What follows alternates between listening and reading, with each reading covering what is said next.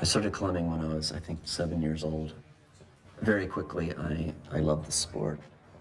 I did everything possible to do some climbing every day. Okay. That's good. I sometimes think if the accident never occurred, what would have happened to my life? Where would I have gone? In 1982, Hugh Hare and a friend set out to climb Mount Washington in New Hampshire. When they started the hike, it was lightly snowing, but the shower turned into a storm. The boys got disoriented and wandered through the storm for 3 days and nights. Hugh fell 3 times through the fragile ice into a river. Exposed to the elements, they grew sick and weak. Suffering from frostbite, they started to lose sensation in their limbs. Hugh was near death. Eventually, a woman out snowshoeing came across a set of footprints. Within hours, Jeff and Hugh were rescued and taken to safety. Doctors tried to salvage what they could of Hugh's legs, but in the end, he lost both his legs below the knee to gangrene. It took many intricate surgeries before he could even walk again, but Hugh still wanted to climb. It occurred to me that the legs that were given to me were designed for the horizontal world, for walking.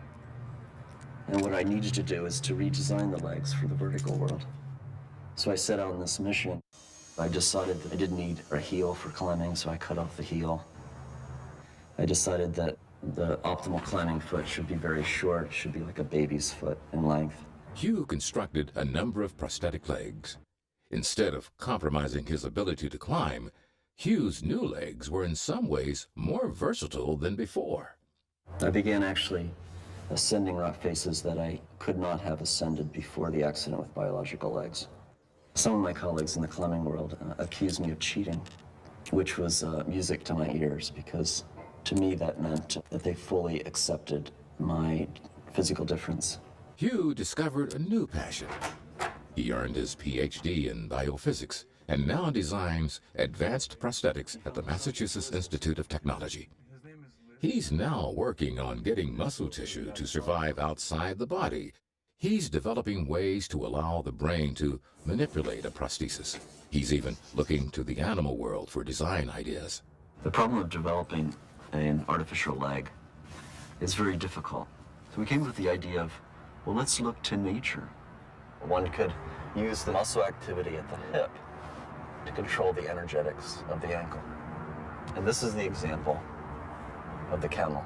A camel's leg is thin, with the bulk of its muscle on its hip, much like an amputee. So instead of putting a motor at the ankle, the idea in my head is to build an above-knee prosthesis where the energetics of the hip muscles can be harnessed to power the ankle. That can be done by a series of springs that not only span a single joint, but span multiple joints, the knee and the ankle.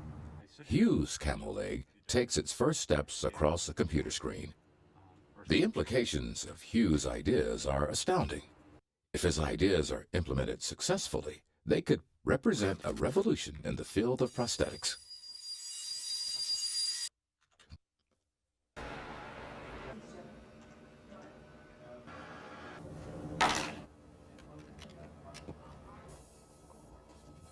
It works.